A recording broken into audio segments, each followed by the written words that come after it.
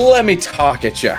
Welcome one and all to Not Just A Guy, the show about struggling storytellers. I'm your host, Not Just A Guy, the guy, Garrett Briones, and oh man, do I have an episode for all of you. Episode 11. I really thought to myself, who do I want for this one? And this guest showed up almost on my doorstep. I'm doing things out of order. Usually I introduce the guest first and then I put them over a little bit. But this is someone who I think in the last year or so I've become really good friends with. I like to think so. We'll see what the guest thinks when they get in here. I'm talking about Campbell Russell-Troutman, talent coordinator, writer, artist, man who does many things. Campbell, welcome to the show, my friend. Thank you for having me. I'm so grateful to be here. I appreciate the intro. The last year and a half, I thought we were friends for longer, but that's fine. Yeah. Well, that's what I want to get into. Is the funniest thing is like I knew of you. Like I feel like there is no singular person that went to our college, formerly known as Columbia College Hollywood. I feel like there is no singular person that I heard more about that I don't think I ever interacted with you one time on campus, but I heard about you so many times. I don't know if it was the same for you on the other end, but I heard about you all the time. We interacted one time, not a memorable time at all. The only reason I remembered you is because Chris wouldn't stop talking about you because he said you were very awesome. And you were sitting at a table in the middle of like the I don't know what the place was called, basically where everyone would eat, kind of like the common, the common area. And I think we may or may not have been pressuring you into talking to a woman, and I can't remember who. Oh my Lord, I know. I think I know exactly. I've almost put that out of my mind. Yeah, okay. I remember that so very well. That is a night. That is an infamous night where I did something a little out of character in that common area. Oh man, I did not stay for like the aftermath. So honestly, I'm about as blind to this as the audience. You can tell me after the podcast. If I remember, if this is the night I'm thinking of, not to say that I was, I don't think I've ever been a big wooer of the ladies, but if this is the night I'm thinking of, then I believe Emily also was present for this night. She happened to be in the near area. I had not thought about that. I forgot about that. That was anywho, moving on. But yes, I Chris Hall, future guest. I would always hear him speak about you, speak very highly of you. And Chris spoke highly of me. Okay, maybe I was fibbing a little bit. Chris Hall spoke highly of me. That's crazy. Maybe I'm exaggerating a little bit, but to be fair, actually, my roommate at the time, Jack, he did speak highly of you. He was the main. I would always hear about this fella named Campbell. I was like, well, being the jealous man I was, I guess I was like, well, who's this Campbell guy? Who's this Campbell guy?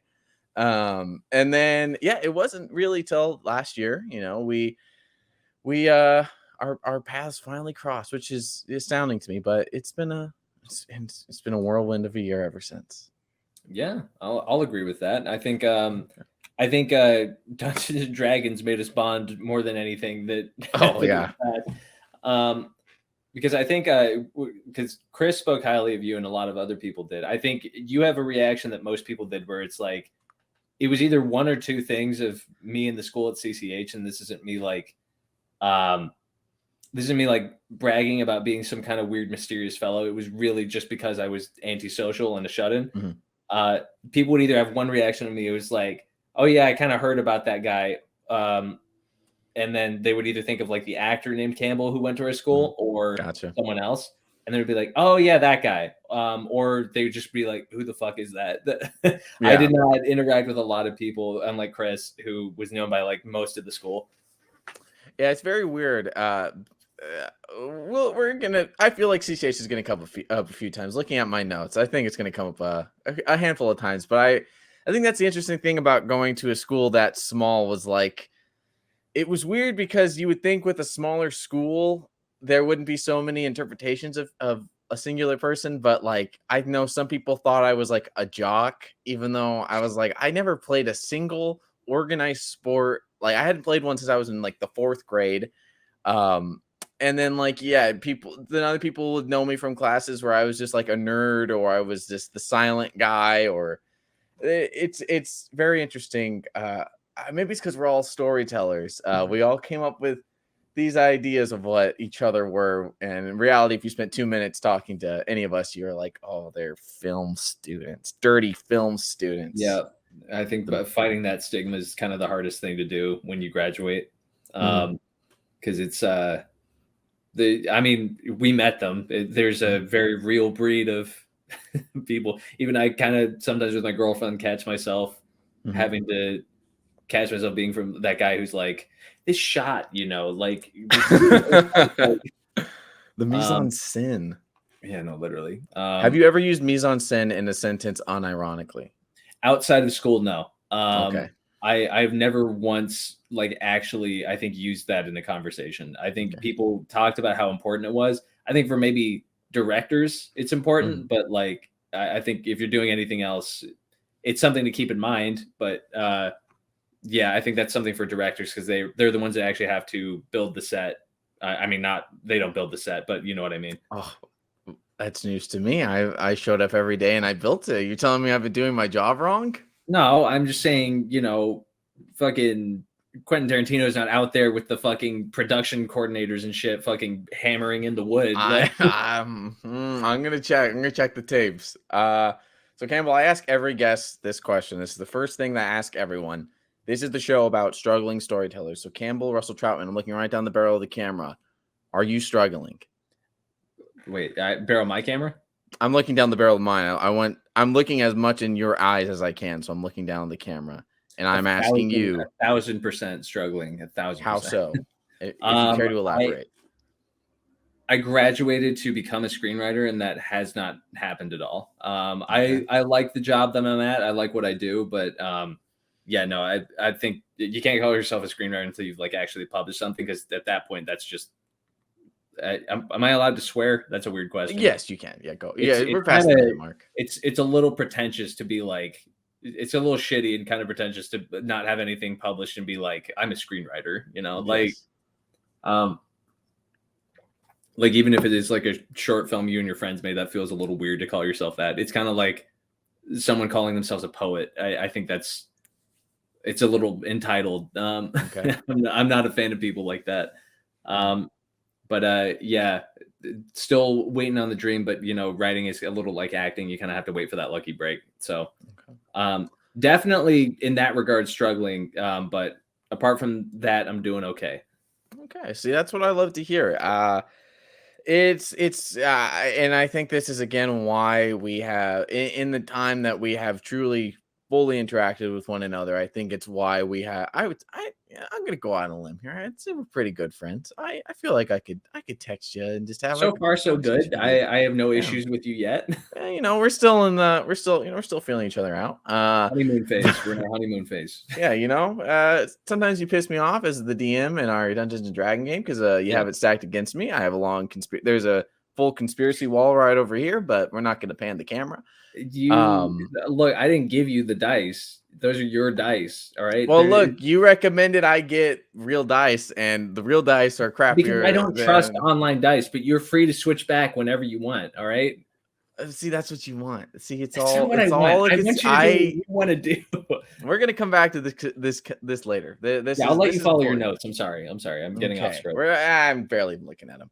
I will say, and this is no slight to you, you have the shortest amount of notes, but that's because, and I will get into this later. You're and you spoke about this in film school being a mystery online.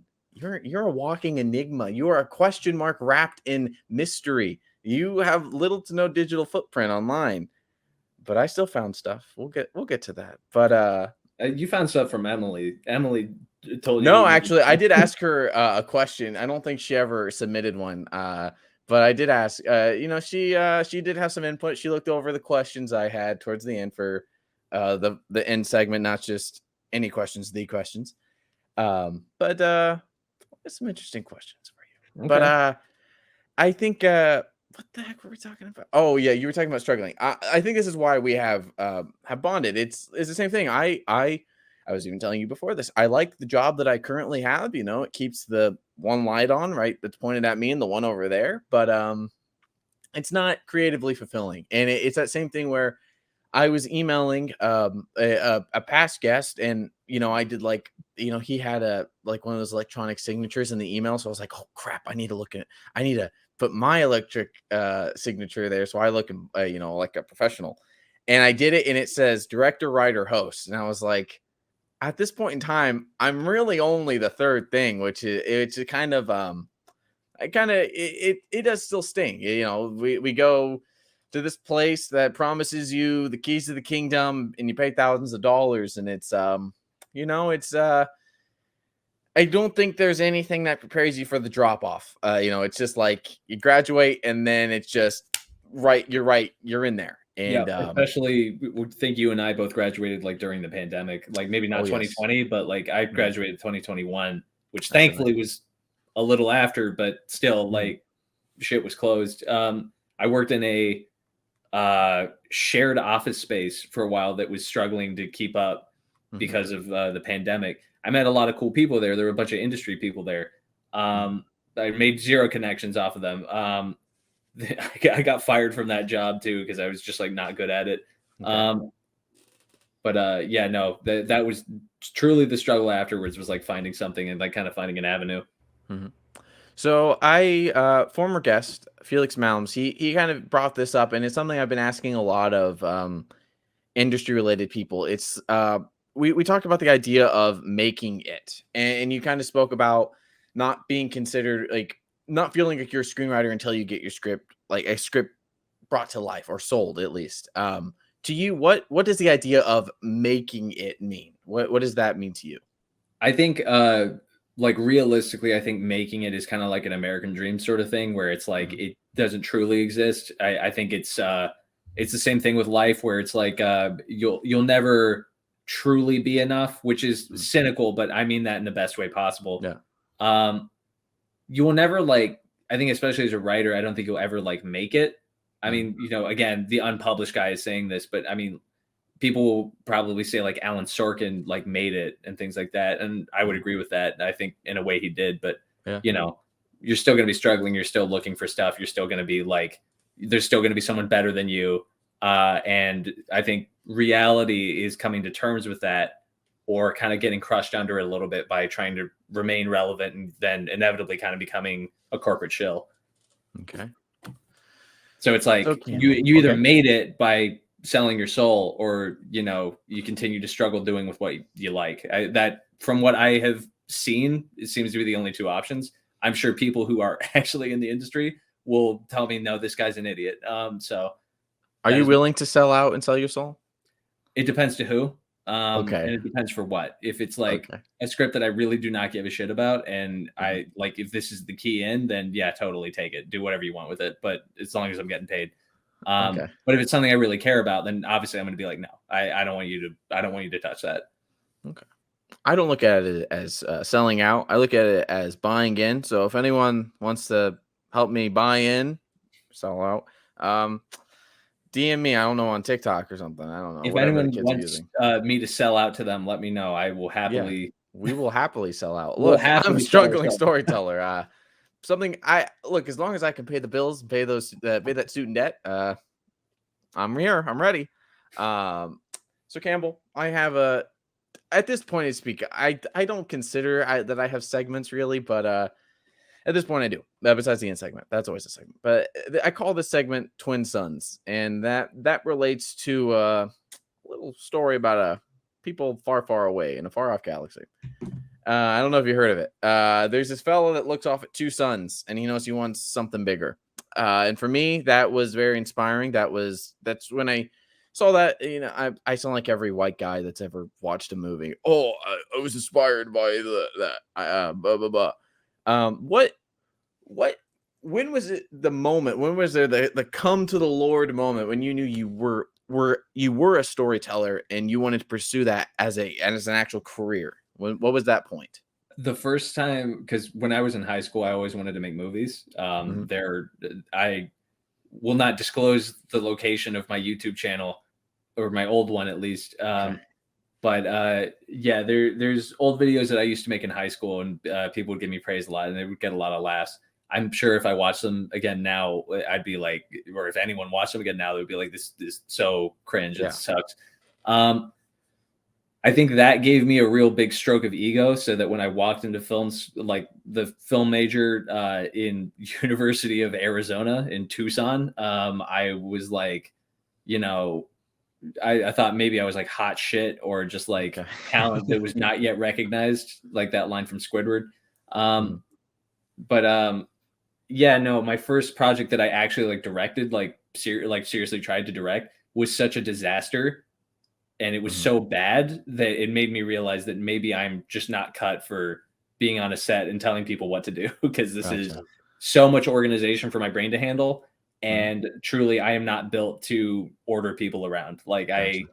if I get the sense once that someone's feelings are hurt, I will in fact feel horrible. I don't like confrontation. I don't like, yelling at people. I hate that. But on the other end, if you're kind of not doing that, sometimes as a director, at least from what it seems, um, if it's like a new crew and they're not getting paid, they don't know who you are. Mhm. If you're not telling them what to do, you're kind of just a pushover at that point. Yeah.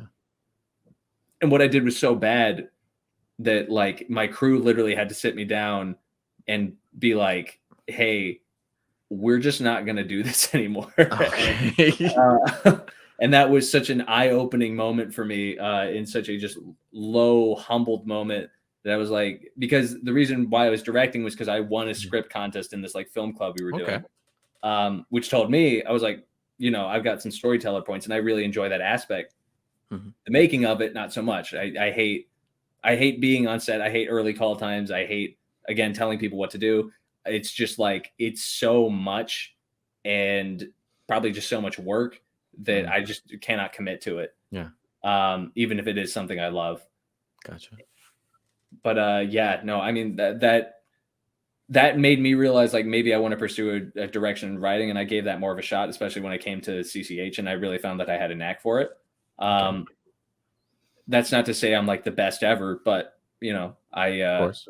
I definitely thought I was like better at it than I would have been like directing, Yeah. because I had to take another directing class in CCH, and I botched that as well. So that was Okay. double confirmation for me that I am just not cut for this. It's very, very interesting to hear you say that. Mostly just because you hurt my feelings and you yell at me all the time in D&D, but that's a Yeah, different story. yeah. Um, Also, it is very When I say shut up, you guys are talking too much. It's not to you because you're quiet. It's everyone else.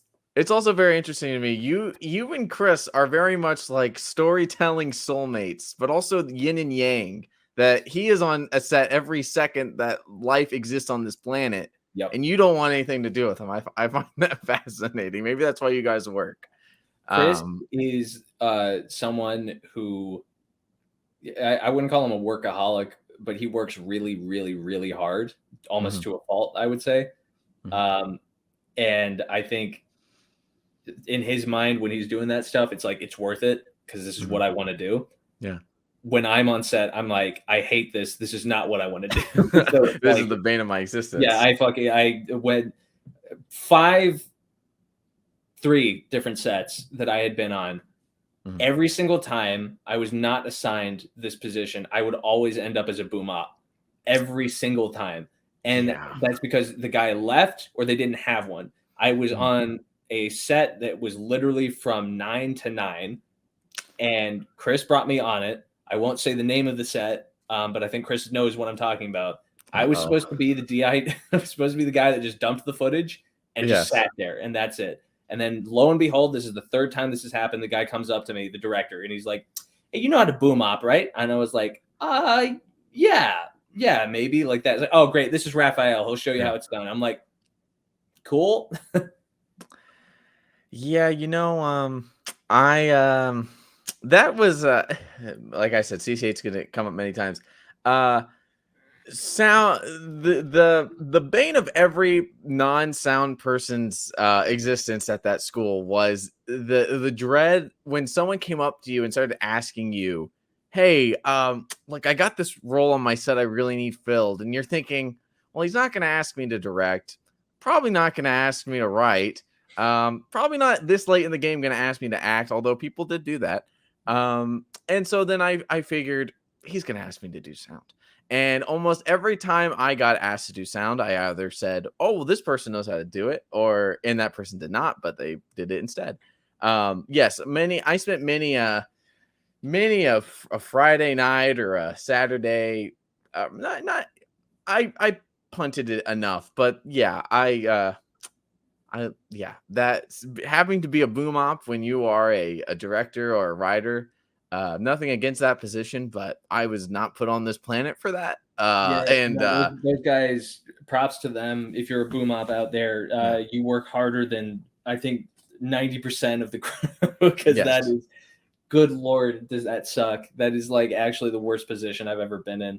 yes, And it's not even out of pity, it's out of genuine respect that I say that, because that is, yeah, good Lord. Yeah.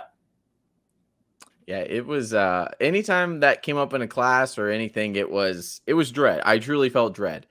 I would rather have any other situation. Yeah, that's right. Could turn on a light. Okay. I get it. It's getting dark in here. I'm sorry. Yeah, I I was know it's getting a listening. little dark. Okay. Whoa, you like teleported back in. Okay. So Campbell, I was looking. I was doing my research. Okay, and I saw there's something. Did you end up across the pond at some point in your life? I did. I was born in London, England. Okay. Neighbors with our good friend Felix Mounds, who I haven't talked to in a while. So okay, so you were born over there. Yeah. Then how did you when did you I should say actually when did you end up in the States? And was there any kind of was it super early on? Was it, sort of midlife? When was that? So my dad worked in England, but he was American. So was my mom. Okay. But my mom was pregnant at the time. So I was Mhm. just born there. Something happened. I don't know what spurred it, but basically, when I was like 9 or about to be 9, because it was third grade when I moved to America. Um, After like around 9 years, we moved to Chicago. Mhm. Stayed there until like I was about to hit like seventh grade. And then the Okay. financial crisis of '08 hit. My dad lost his job in America. So we had to move back to London uh, so that he could work. So Mhm. seventh and eighth grade were spent there. And then we moved back to Chicago so I could finish high school. Okay. Then I moved to Tucson. Then I moved here. Okay. So when you made that initial move, and then obviously you went back and then back and forth and back and forth, were there any kind of culture shock? Was there anything, or what did you find?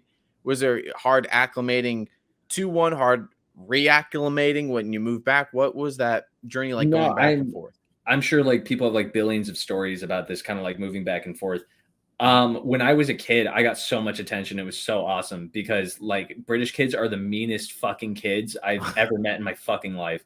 Those kids are so fucking mean. Like take like honestly, I don't know. Like I would take a physical bully in the United States in like a city Okay. over like any kid in England, like at any point in time, because those guys are tattletales. They are mean as hell. They will mock you to the point where you are crying and then mock you for crying.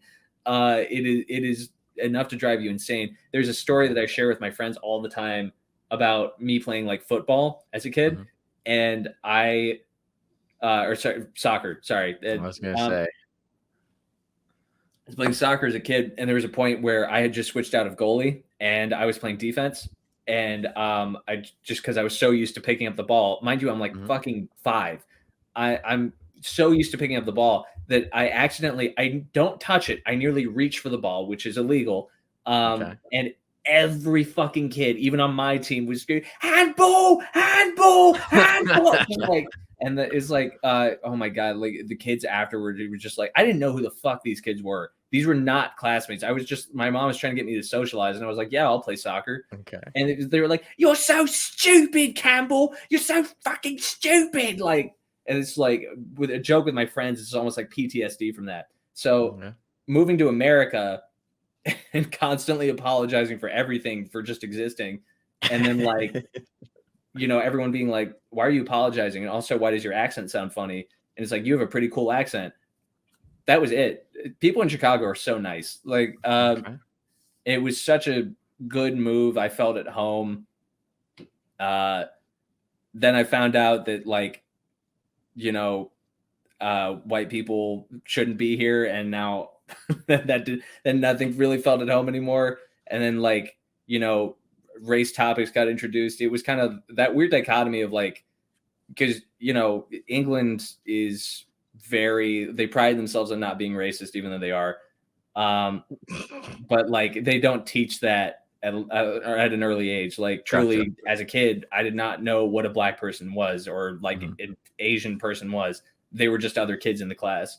And when I moved Mhm. here, my mom like told me what a black person was, and I was like, "What? what, are you, Okay. what are you talking about?" Yeah. um, and yeah, no, it was shocking to me to see how much like I mean, it shouldn't be that shocking in hindsight, but when you're a Yeah. kid and you don't know anything about this stuff, um, race is really built into this country, just given its like horrible past, um, Mhm.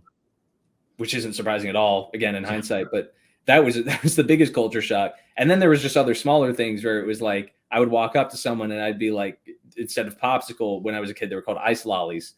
Um, and I was like, "Can I have an ice lolly?" And they were like, "I don't have any of those, but do you want a popsicle?" And I was like, "What the fuck are you talking about? What the hell is a popsicle?" Is there any slang from over there that you use, or is it completely washed out? It's basically washed out. Like my accent disappeared long time ago. Mhm. I don't really know when, but it kind of just faded out. Fun story about old Campbell, Mhm. because I like to think I was cringy up until 2020. Um, I used to fake my accent a little bit, especially when I first moved to LA because I wanted to seem more interesting. Mm. Um, there Dude. are still remnants of it there at this point in my defense, but like, Mhm. yeah, there were a few people that called me out. Chris Hall, one of them. I'm sure he'll talk about it on the podcast. Um, but yeah, no, I immediately got called out for that, and I was like, it's not that bad, and I was like, yeah, it's Okay. pretty bad. So eventually, I just stopped because what the hell was the point? It worked in Tucson, but not Mm. not in LA. Okay, so when you think having bounced around so much, when you think about the concept of home, is it Chicago? What is the would you consider that's your home? I would definitely consider Chicago my home. Okay. Or at least the place where I feel at most home. Mhm. Um, London, England, all that. It's just like I don't know if it's the people. I don't know if it's something. I've just never Mm. felt like I really belonged there, and I don't Gotcha. mean that in a weird spiritual way. I just mean that in Mhm. like I'm just not really Yeah. connecting. So what is it about old Chi Town? I think that's what they call it, Chi Town. The second city. I know that because of CM Punk. What is it about? What is it about that place that you think was it a special place to you? I know that's a place I hear. Especially because I'm a professional wrestling fan, and that city is very connected to wrestling. There is something special about that town, and not just because of the pizza. What do you think makes that place so special? I consider I maybe Chicagoans don't. I consider myself a Chicagoan, and as a Chicagoan, I'm going to say I fucking hate deep dish pizza. Controversial take, Wow, but you heard it here first. um, God, sorry. It was really the people were very Mhm. nice. Nicest people I've ever met have been like in the Midwest. Mhm. Revolving seasons is really nice because in London it's really just kind of gray all year Yeah. round. Chicago's winters are horrible, like they're really bad. But at least like it was snow. Mhm. At least there was something there. The architecture, the way that the city was built, the way everything was built, I felt a connection to. It was just I don't know. I think it was the people more so. I connect with people more than I do the place, Mm. and people there are they're very friendly there. Um, Okay. I don't mean I never really met anyone in Chicago who was like actively like really mean to me. Okay. So when you tell mom and pa that that you want to go to the far off, or I mean, first you went to Arizona, as you said. But when you told them that you wanted to pursue a career in film, was that to them, was that a no-brainer? Was that like a consider your options? What was their response to that journey? My parents really didn't care, honestly. They were like, I hate to be so boring, but it's like there's no I wish I had a story of like me beating the odds that they set for me or anything like Mhm. that. If anything, they came true. They were just like, have a plan, make sure you don't, if you go out there to become an actor or writer, it's not going to go your way. You have to have a job. That's why most of these people are like baristas. Mhm. Um, because it's like you can't just like kind of put all your eggs in one basket like that. They Mhm. supported my career fully. They really liked watching me have some kind of creative outlet. Okay. My parents, I love them to death. They were always extremely supportive of me. Okay. So, how did you end up landing at, and what was your experience at U of A, University of Arizona? How did that come about, and what was it like entering there as a film student? As a school, it sucks just because they dump money directly into like if you're in sports, maybe architecture and a few other things. Mhm. But aside from that, like any other medium, I'm not even talking about like film because I mean Yeah. like you can only fund the film department so much. Yeah. I learned nothing in the film major. They really truly do not really give a shit about any of the other majors. The dropout rate was like so high. Tucson is like got so many problems. There's so many homeless people in such a small town. That Mhm. shouldn't be the case. Yeah. Um, and it's like I was told that it was like the Austin, Texas of Arizona. Definitely not. A lot of racist people there. Lot of issues with it. I will Mm. say that getting a university experience though was like definitely fulfilling. I think would I do it again? No, I would go to a different university, but like Mhm. I I do miss aspects of it, Gotcha. but living in the dorms and everything, it's an experience everyone should have. And I get kind of Mm. sad when I talk to like Chris and them who have been at Mhm. CCH their entire run of college Yeah. and never got to experience that because CCH was really kind of high school part two. And it kind of sucks that that was never an experience for some people at CCH because going to frat parties, going to things like that is something that everyone should do, I think. Um, yeah, yeah. Okay.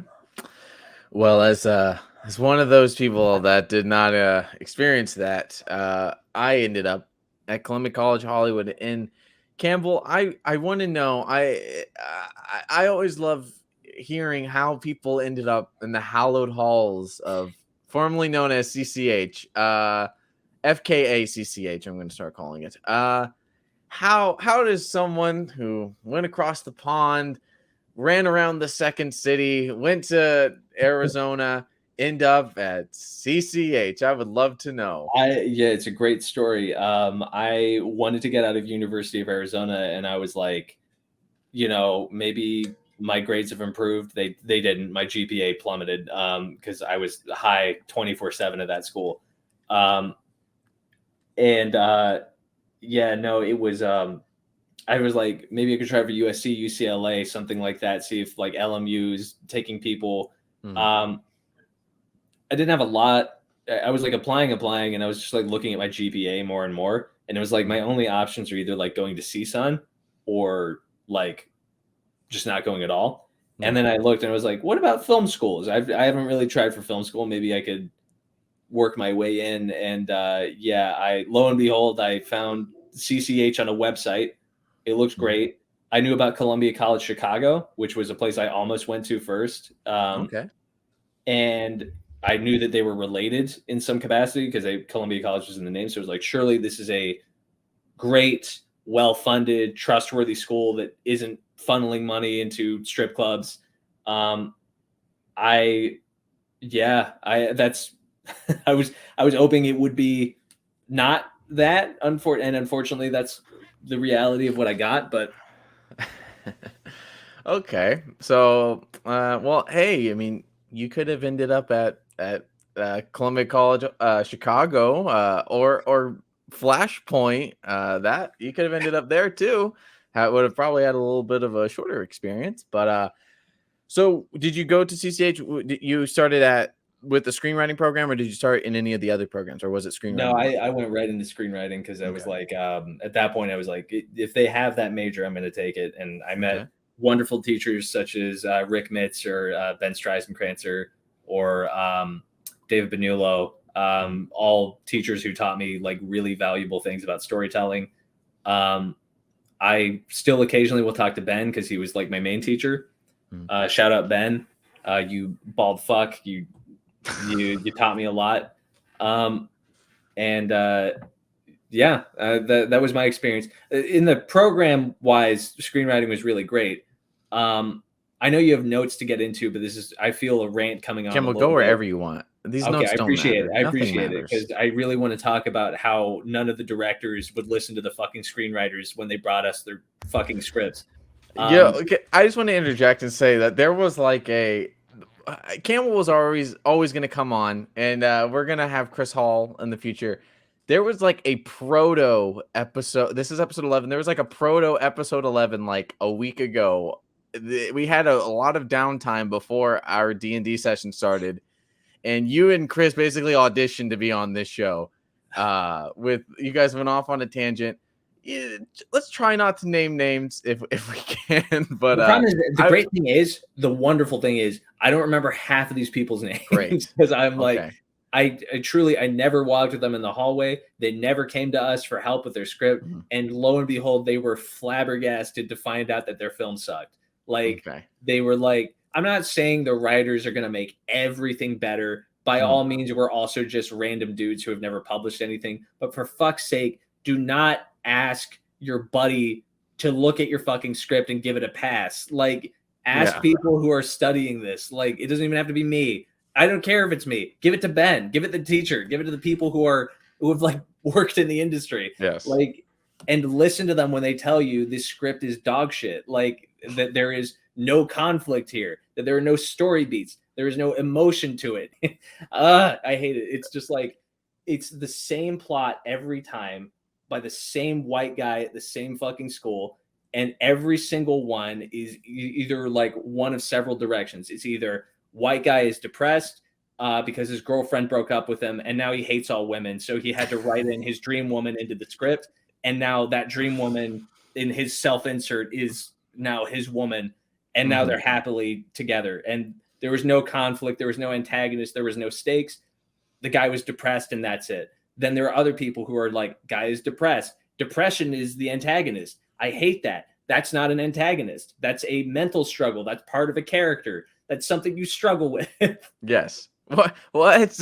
You're telling me that I have to have an antagonist for look, and I'll even say I am and I think it's important to talk about this because this show, along with something else I'm working on, is to provide a roadmap. You don't have to take it, but if you're someone who's struggling to get into the industry, if you're someone who is struggling to learn this trade, I'm trying to help in the way that like you can follow the roadmap or you cannot. I think it's important to talk about how not even the sense of like staying in your lane, but and you know maybe I'm at fault for this as well because I am a direct. I haven't said well, I'm a director writer as I said, but that's just because the screenwriting teachers at the school they always pushed me to keep writing, and I'm a director by quote unquote trade. So I obviously can also be talking out of my booty, but I think that there was a good amount of people that I just didn't want to. They want to be everything, and I'm someone who's an advocate of trying to be try and be as many things as you want to be. But I think there comes a point where some people don't realize they don't. You don't have to be everything. I think there's a lot of it that I think a lot of it stems from ego because they're film students, so a lot of their favorite movies are from one guy who has made 9 movies so far, and he writes and directs all of them. And so they're like, "Well, I want to be the next Tarantino." Nothing wrong with that. You should want to be your own person, but I think that they see like, "Oh, well, this person does it. If I'm gonna make my legacy, I'm gonna do both." I don't come from that way. I'm inspired by those people, sure, but for me, it's just for me about steering the story in a way. but I agree with what you're saying, that there were so many people that just didn't they just didn't want to reach out, and they didn't want to they just didn't want help. And you can't help someone that doesn't want help, I guess is what I'm trying to say. Some people, I get it, because it was like a passing grade. Like Mhm. people were like, I'm gonna make a film, and like the end of their script probably getting ripped to pieces, they were probably like, fuck it, I don't even care about the script anymore. Let's just Yeah. make it, and I'll take it on the chin. There were some people though that were like, this is my passion project. Like I really poured my heart and soul into this. I'm so sick of it. Yeah, no, I agree with what you're saying. There are people who want to be everything, but like the thing about Quentin Tarantino is it's like these people want to be everything, but they don't even know how these directors got their start. They don't know that Mhm. these people either like got to be where they were through sheer luck, or like being a nepo baby, or were starting off in the industry as something else entirely. Like Mhm. Quentin Tarantino was a writer first Yeah. before he was a director. That's why when he writes something, it's good because he Yeah. knows how to write a fucking story. Um, and it's like, and even then, debatably, I would say in the modern paradigm, a lot of people don't like Quentin Tarantino. I think he's Mhm. okay, but the use of the N word a lot is definitely questionable, and there's a lot of foot Yeah. shots in it. And anytime anybody has ever criticized Quentin Tarantino, I have never once been the guy that is like, "Oh, you're wrong about that." I'm usually been like, "Yeah, that's a valid criticism about Quentin Tarantino." Yeah. Uh, so speaking of other trades and other positions, were obviously you went for screenwriting, but the way that the school was set up, obviously they made us do everything. Mhm. So were there any other trades or positions that you picked besides boom op? Were there any other ones that you picked up while you were there that you still kind of dabble in? I think editing a little bit. Mhm. Emily would kill me for saying that because, as she said to my face multiple times, "You were not an editor," and she's right. Definitely now, I'm definitely not, because that was something I abandoned long, long ago. I have to pick it up now because we're Mhm. doing a D&D thing together. So when I get the things that I need, I can finally start editing again. But Mhm. um, I really did. My favorite part in high school of like making a film was like putting it together, kind of like little pieces. Um, Naive Campbell not realizing that so much goes into it besides just kind of cutting it and putting it together. Mhm. Um, and yeah, I would say that kind of stuck with me, but for the most part, I kind of wanted to stick with writing. Okay. Just because I don't know if it was self-confidence issues or not, but it was like, I, yeah, I didn't, after directing, I was like, I don't know if anything on set is going to be my thing. Okay. So you spoke, you talked about the people that helped you further your writing. Were there any other things, and they don't even have to necessarily relate to film history or learning about equipment, or it could just be even the interactions you had with people. But were there things at CCH that you picked up or learned that you think made you a better storyteller, made you grow as a person, and then therefore that has affected your art? The people in my class definitely, Okay. just kind of telling me how it is. Mhm. I think it really sucks when you make something that you think is really, really good, and then you have one person in the class who you don't even fucking know, this guy you don't interact with at all, just basically tell you like in a polite and constructive way that it sucks. Um, and it's like obviously they don't mean that. What they're Yeah. saying is this could be good, but you need to work on these aspects. I think learning how to take criticism in that regard really helped me, and I still struggle with it today. I'm never going to be like, I think even a lot of writing teachers told me that they also still struggle with this. You're Mhm. never ever in your life ever going to be cool with basically someone flat out telling you this really Mhm. sucks. Um, but I remember there was a time in class I was like really flustered after my ego had been kind of stroked for so long because people in class were like, "Yeah, this is pretty good. I would fix this, this, and this." There was one script I wrote that was like really genuinely like not good. Um, Mhm. it was centered around like um, a a family of Mexican people, and I'm not Mexican, so Okay. already off the bat, not great. And I don't think at the time I had the I don't know, intellectual capacity to really take apart that was just not my place to write something like that. But even then, they were judging it like as a script, and as a script, it made no sense. Okay. They were trapped in this town in like rural South Texas or something like that, that was basically kind of beset by kind of like white supremacist militia guys. And I was like, yeah, but this will be cool because it'll be like them fighting back, and it's still like cool. But it's like, I know nothing about these fucking things. And people were like, you're kind of making these weird Trumpy guys like cartoonish, and the leftist part of me still kind of wants to make them a little cartoonish, but after learning more and after kind of analyzing that, it was just not a good script. And everyone in the class was like, they weren't calling me out, but they were making it clear that this wasn't a good script. And after years of being the guy on my high horse, being like, oh, I'm not this guy, because there was always one guy in the class that would just make a bad script. I was like, oh, I'm never going to be this guy. Feeling like that guy for the first time really kind of opened me up a little bit.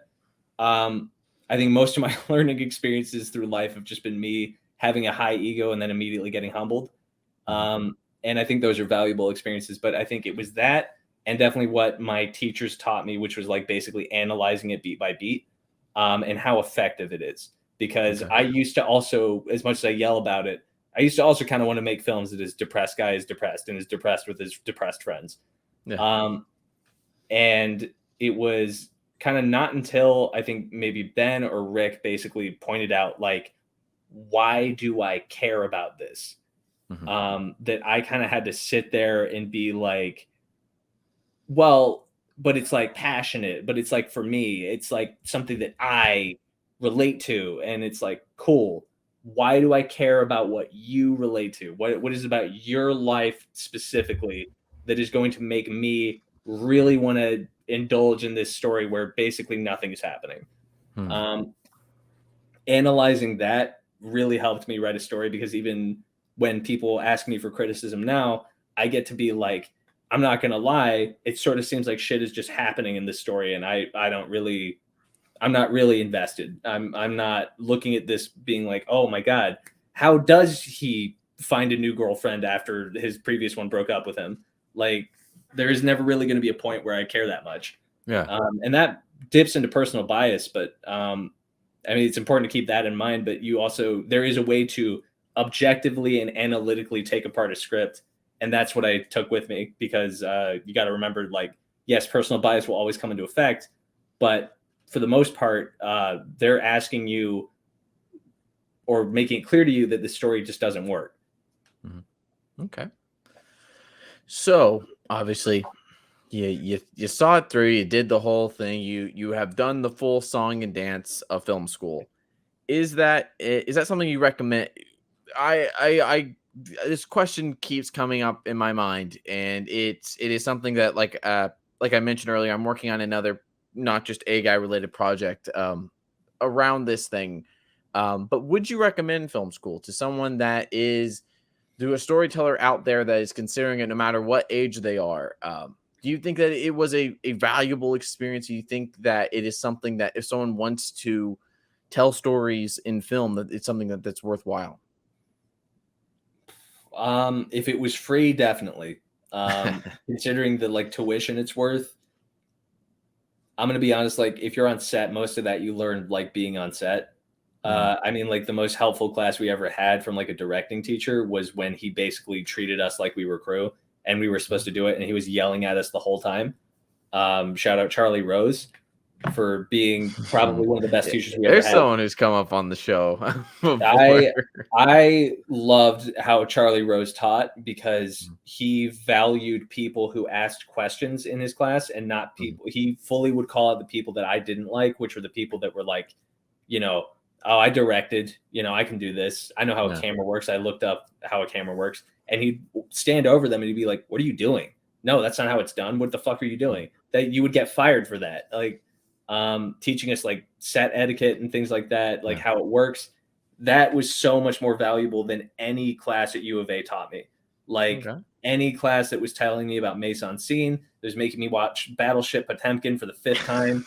Like, Battleship Potemkin is great, but I hate watching it again. I was the same with Citizen Kane. I don't care. The stair shot's great. It's referenced in like 2 movies. That's it. Yeah, it's really just that. I forgot what the question was. I'm not gonna lie to Just you. if you think it's worthwhile that someone go to film school. Yeah, I think if you're doing like stuff that's like editing, sound work, or even writing, and maybe even acting, I think it's worth it. But if you're just like trying to be a director, or you're trying to be a producer or something like that, you're trying to learn like business, I don't think you need to go to film school. I think Okay. that's really reserved for like pre and post production, Hmm. because you're probably not going to find a PA job in like kind of a sound studio unless you're lucky. Yeah. So it's like good to have that experience and good to like fool around with that Hmm. rather than kind of like, if you're a director, you're just going to learn all that on set. You Yeah. would have to find out like a stand-up comedian finds out he's not funny. It's like you got to get booed off stage. Um, that's the best way to learn from what I've seen. I mean, I know Chris learned most of his gaffing technique from being on set and how to tell a bad director from a good one, from what the stories he's told me. Hmm. That's my Okay. opinion. He keeps coming up because he's a friend of ours. And he's a future guest for listeners, just so this isn't too insular. Chris Hall. Campbell, I would love, I love all the great duos of all time. Batman, Robin, Abbott and Costello. Tell me how Camby met Chrissy. I would love to hear this story. He comes up so much, so obviously he is a big part of your life. I would love to hear how the two of you met from your perspective, and then we'll I'm get sure his Chris in the saw future. this like 21, 22-year-old fucking loser walk up to him, freshly 18, and like try to be friends with him. But when I met Chris, he had a full, like almost Bieber haircut. And he Yes. was unironically wearing the cap forward. He was dressed like a guy who watched a lot of Steven Universe, um, and acted like Scott Pilgrim, because that was his favorite movie. And he kind of made that his personality a little bit, I think, when I first met him. I think he Hmm. immediately kind of snapped out of that a little bit, but that was how I originally met him. We bonded through um, a shared friendship that we had with this one guy who I won't name on the podcast. We unfortunately no longer talk to him, but we were good friends with him for a while. Uh, and yeah, we were both friends with him for a little bit. Chris and I don't want to say we didn't get along, Mm. but there was kind of a weird thing where it was like when we were alone, we were fine, but when we were with this friend that we were both trying to be friends with, he would be Hmm. really mean to me. Um, and I've talked to him about this before. We squashed this, but Hmm. then there was a point where the paradigm kind of shifted, and I noticed that the friend that we were trying to be friends with was now being mean to Chris. And Hmm. so because that paradigm shifted and because I'm really petty, I then kind of flipped that on him, and then I kind of turned into a dick. Hmm. So there's a long time where we were like not butting heads, but like Gotcha. we were Yeah. friends. We were still like tension. Hmm. That's my analysis on it. Maybe Chris, I'm sure Chris has a completely different outlook on it that is like much more sensical than what I'm saying. Um, I have a big mouth, so maybe I shouldn't even be saying any of this. But yeah, Chris and I have been friends kind of since then.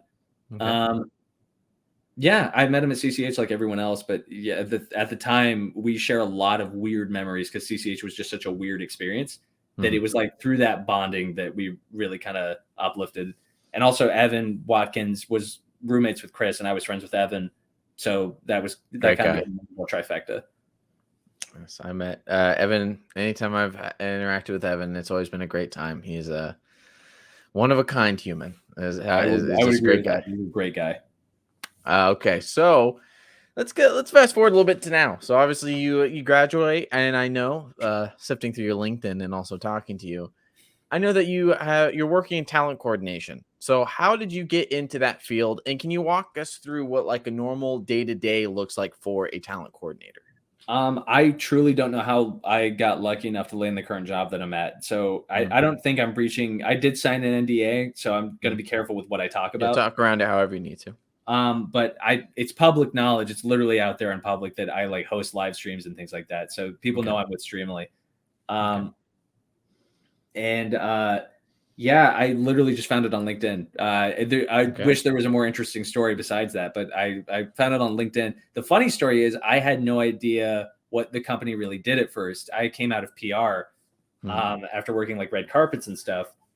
And I got brought on by this guy, and he turned out to be like a famous voice actor, and I did not know for the longest time. And I was like, wait, that's him? Oh, and I think like maybe a week passed before I realized like, oh shit, we work with like people that I grew up with. That's actually insane. So since then, I kind of help voice talent mainly and kind of other celebrities, like basically do autographs live. And I wish it was like more of impressive of a gig. Like I get to like actually hang out with them, but no, they're all really nice. They're all great people. I've gotten to learn who's a dick and who's not in the industry, and that's great. I can't say who is and who isn't, but that's my current job is working with talent, and it's a really fulfilling job. I'm happy I'm here. And do you see yourself continuing on this path, for the foreseeable future? Is the writing kind of on the side now? How do you see yourself further navigating when it comes to your film career? I think it's I think it's writing on the side. I think it's doing what I can for right now to pay the bills and still kind of pumping out scripts. I mean, I'm making good connections finally here, so it's like maybe something will take off, but I don't want to buy into a pipe dream too much. Okay. And then, to kind of go off on a tangent, we were talking, you mentioned that you are working with voice actors, but that I know is sort of a type of performance that attracts you. I mean, I can speak from personal experience. You were the first non-Garrett person cast in the audio drama that I'm working on. And it was because, seeing you light up when we were playing D&D and you would do voices, even going back to July of last year with the previous campaign that we were in, just seeing you morph into these characters and use these distinct voices. I can tell it's something that is it's not something you're phoning in. It's something that it means a lot to you. So what is it that attracts you to that type of performance? I learned to play D&D at University of Arizona. And I was truly blessed to have such an amazing DM named Keegan, who introduced me and showed me the ropes and made the mistake of telling me that I could do whatever I wanted. Which if you play D&D, that is not the case. That is how DMs try to sell new players. Do not fall for it. You cannot do whatever you want, because that is how I'm only saying that because that is how you end up as a shitty player. And I learned that. He introduced me to that, and I was kind of like sitting there watching him do all these voices, and at first I was like, God, this is going to be kind of cringe. I'm going to watch my friend do these weird fucking zany voices in front of me, and I'm going to have to try not to laugh. I don't know what it was, the atmosphere, the environment, or just like my love of fantasy and like anime and shit like that. That when I watched Keegan do it, I was fully taking it seriously. I was immersed in the world. I wanted to play. I wanted to keep playing. I was so disappointed when sessions would end. I would like actually like upset when a session would end. That made me eventually want to get into D&D more, and do more voices. And I think I pulled from a lot of anime. I pulled from a lot of fantasy. I pulled from like epic speeches from like Lord of the Rings and things like that, like these large scale worlds that were being built. And I really, really fell in love with like animation as a medium more, I think, like after I played D&D. Because creating these worlds like in front of you is like so fucking sick. And then when I started to DM, I was like, I'm not going to be any good at this. I wasn't at first. And I'm still like struggling now, but yeah, it was like the first few were like an absolute disaster. But I think the more I played, the more I realized I wanted to be around people who like role played more, who were like really getting into character more. And thankfully I found you guys eventually. But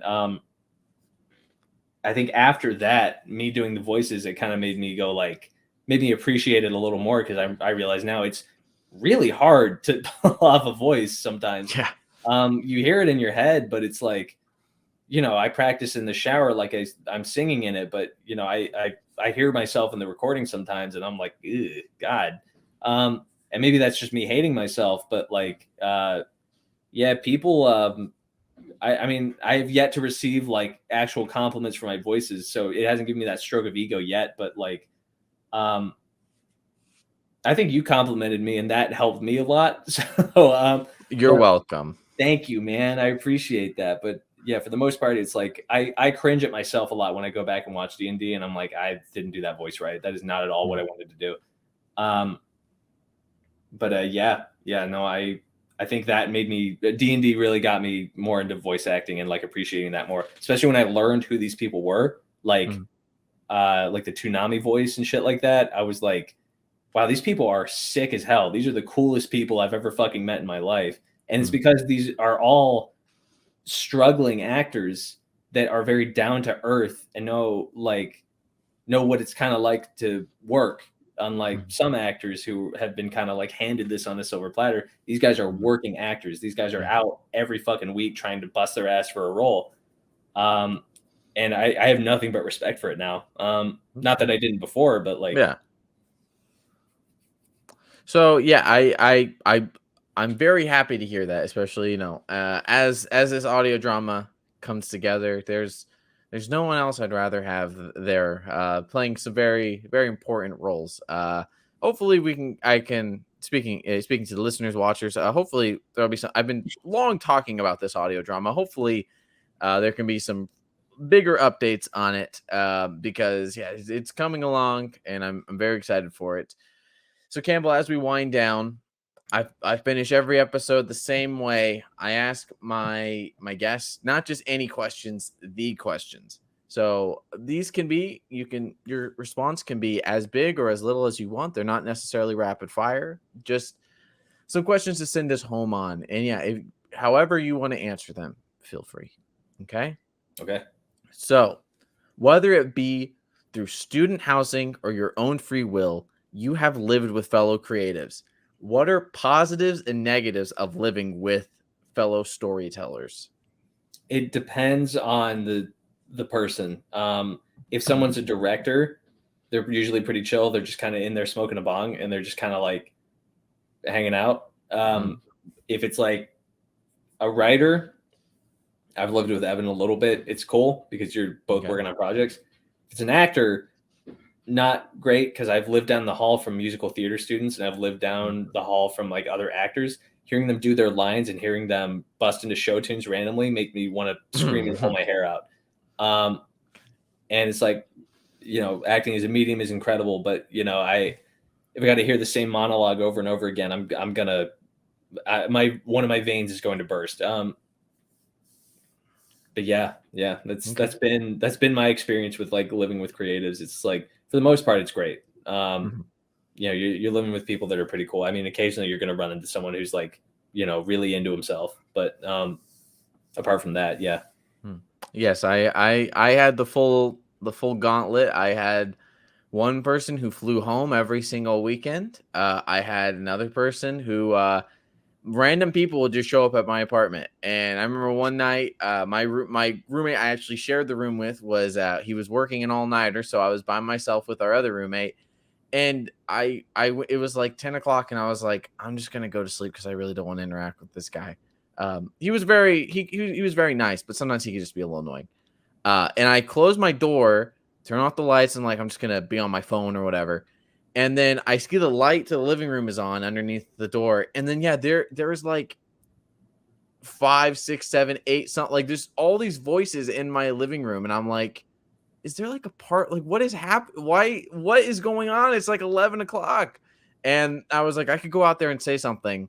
And I was like, I'm just gonna go to bed. And so I didn't want to have to deal with that. So it can be a great thing, it could be an awful thing. I feel like I know who you're talking about. Do I know who you're talking about?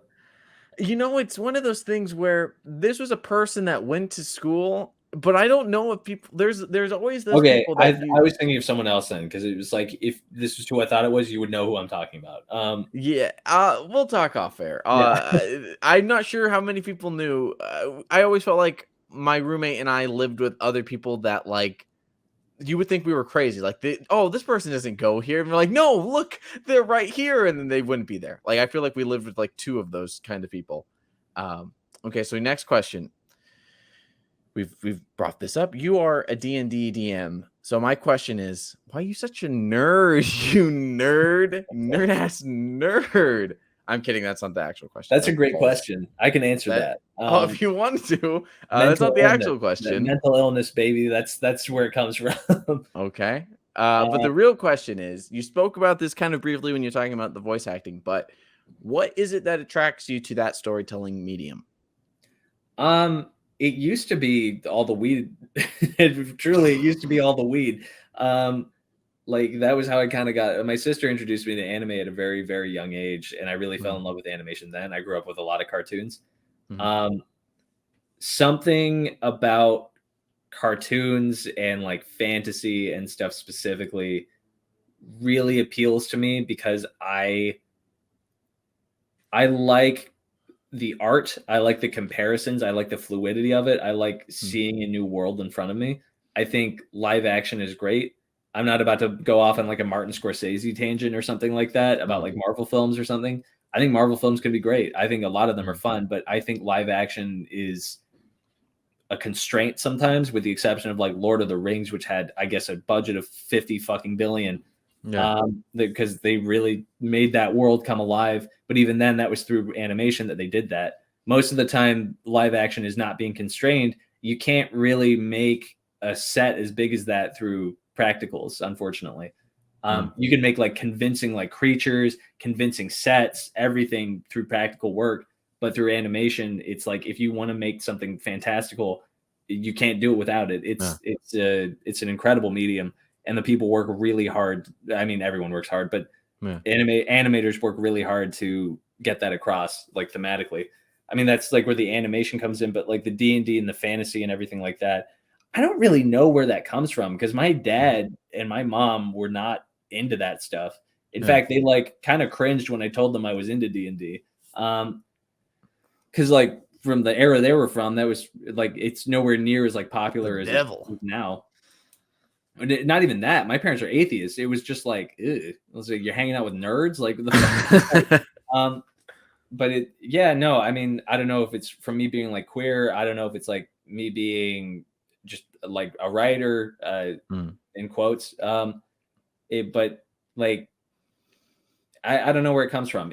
I like magic. I like dragons. Okay. I like lasers. I like fucking cool shit. I like to see that. I like a lot of it. I like to put it on screen. There's a lot of movies I like. There's a lot of movies that I draw parallels from. I'm inspired by a lot from like anime or even from like Western animation, even like fantasy. I don't read books. Hard to believe. Um, so it's like I don't Mm. read like Wheel of Time or anything like that. But yeah, I know. Animators inspired me the most. I'll say that Okay. in short. Okay. Okay. That's very interesting. For assuming the audio drama goes well and we're able to continue with further stuff. There's one in particular I would like your help with. But that's a story for a different day. You're a music guy, right? Like you like music, stuff like that. Chris is more of the music guy than I am, but yes, I do listen to music. I Mhm. am not educated though. That's the problem. Is I will hear a Yeah. song, I will not know who it's by, and everyone else will. Well, my thing was just making sure you're a music guy. What happened to jumping around? Oh wow. What happened? What happened to jumping around? Why didn't it continue? I want to know how you found that out of all the You things. don't I need thought to you were know going to bring that. up like cooking with Campbell or something like that, or like my No, old I'm YouTube. jumping around is where I wanted to go. I wanted to jump around to jump around. What? Why didn't you continue that? Talking about You know music. what's crazy is I Recommending music. forgot I was a radio host in high school for a while. It is Okay, so jumping around was our high school had a radio station and so did our college. I can't remember if I put no, Soup Kitchen was later on. Jumping around mm, was a that was a radio station me and my friend put on, and I called it that because I just kind of wanted to play whatever, because mhm, people were doing like horror casts and like shit like that, and I was like, I don't know, I hear a lot of music that sounds good. I kind of want to just play music in a room for like an hour after school, and I'll tell you that was the most meditative experience of my life, being alone at the very top of the school where a yeah, radio antenna was, just blasting music you thought was good. I'm sure if I listened to it now, I'd be uh-huh. like, "What the fuck was I listening to? This is the most dog shit music I've ever heard." I would say the way I listen to it, I don't know if it's a right thing, but it for a second I thought it was scripted because you mention these songs and then it's pure silence for like 30 to 45 seconds. So I'm assuming it's a right thing. But it was the funniest thing. And I was like, oh, these are real songs. It was just funny because you would go, okay, this song, and then silence, and then, oh man, that was great, or something like that. And just move on. It was a joy to listen to. It must be a rights thing. Maybe it was It on was, YouTube yeah. or something. Was it a demo? Because I know we had to do like a demo for it or something like I that. believe it was one of those. Yes, It was okay. If it it was was the very demo, short. then yes, Yes. that's why we had to prove that our voices were radio worthy, basically. Um, Okay. and I hope I did a good job. But yeah, I enjoyed it. What I heard. the silence. Okay. Yeah. Sometimes silence is beautiful. Here's another one. Okay. This one might be kind of hard hitting. I don't know. We'll see. Okay. Lay it I've on seen me. your art quite often. Your little sketches, your little doodles. You put them in D&D. Is that something that is more of a hobby, or is that something you see yourself maybe making a career out of? Is Hobby, it definitely. I can't draw like anatomy. I can't okay? draw hands. I definitely cannot draw feet. Mhm. I get proportions on bodies wrong all the time, and I've gone to figure drawing classes. I, for the life of me, cannot get it right. Even if I have a reference, it is so hard. I don't know Mhm. what the fucking deal is. I can't establish a style. I can't establish a like full drawing medium. Now I kind of just do it to make stuff for D&D, Mhm.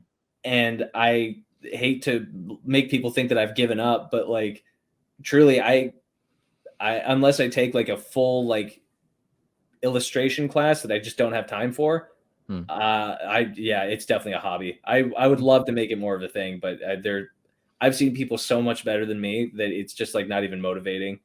Okay.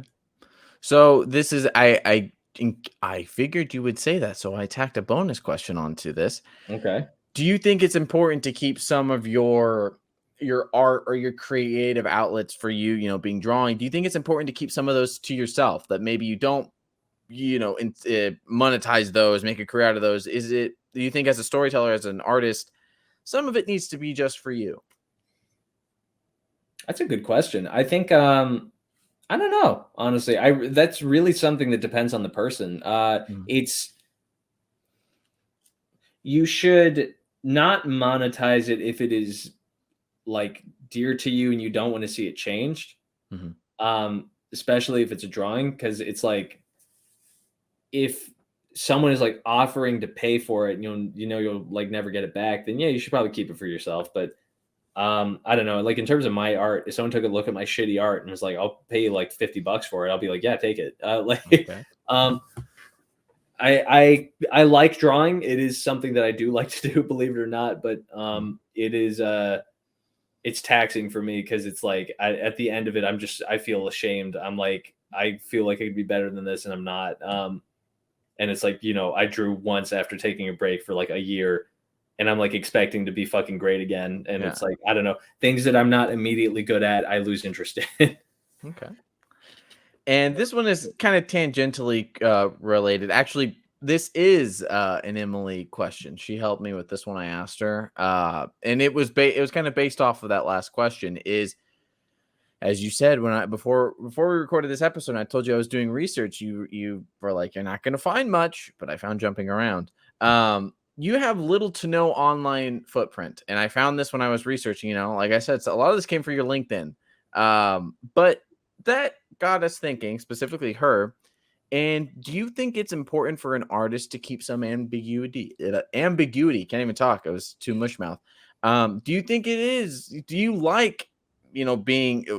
It all comes back to the beginning. Do you like being sort of an enigma, so that people maybe don't have, and you don't post every single day, and you don't have all these different things, all these different outlets? Do you like having, not people not being able to use what they know about Campbell Russell-Troutman as a Rosetta Stone for your work? Do you like having that separation between, I am a normal human who doesn't need to post every single thing of my life, and I put out art into the world? I think if I ever become recognized or famous, my answer will probably change. I think for the most part, I don't post a lot, more out of insecurity than I do like, I don't know, some kind of statement.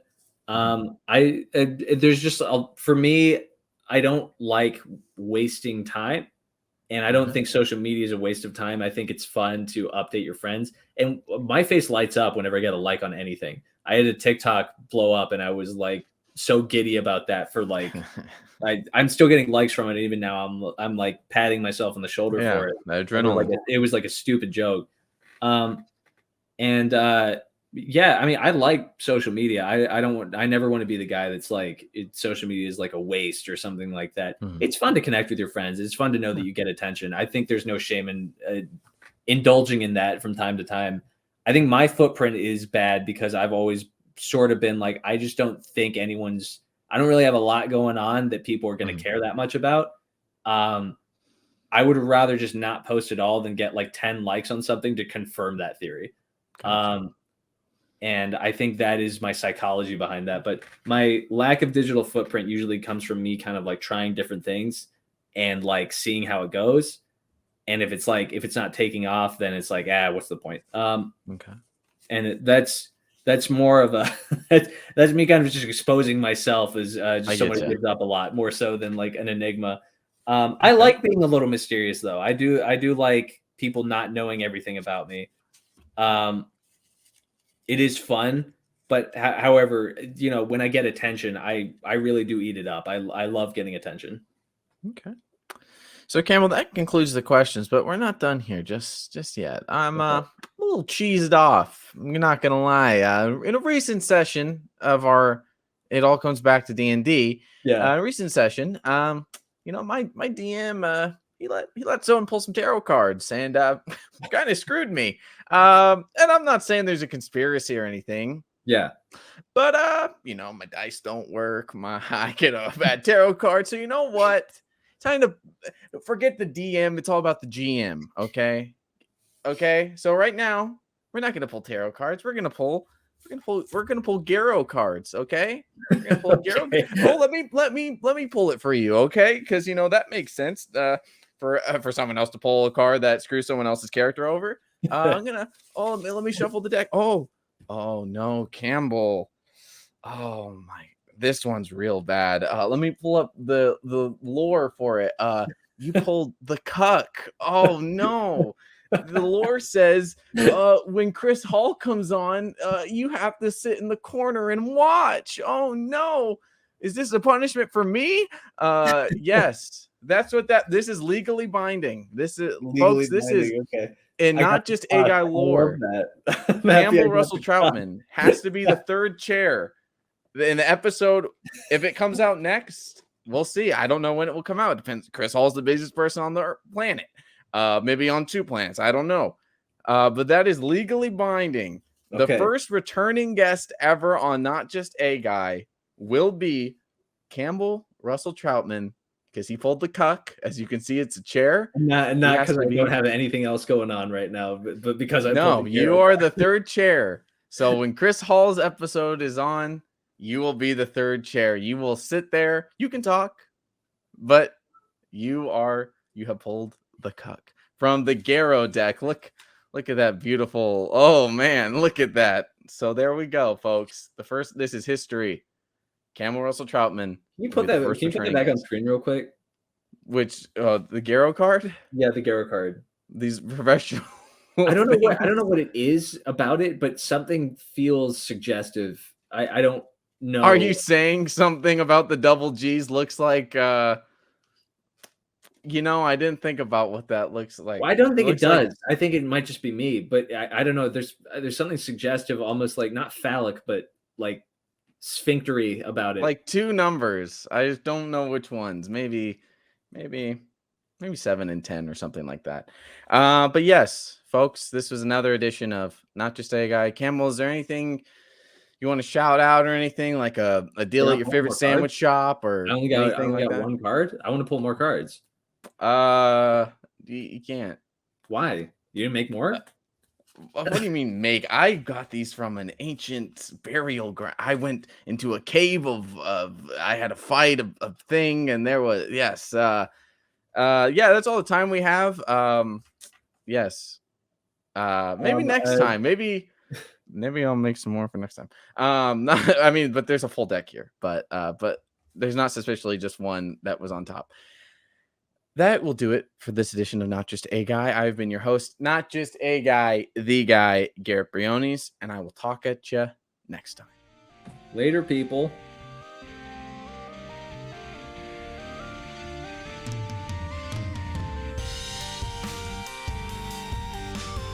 This has been a Not Just a Guy production.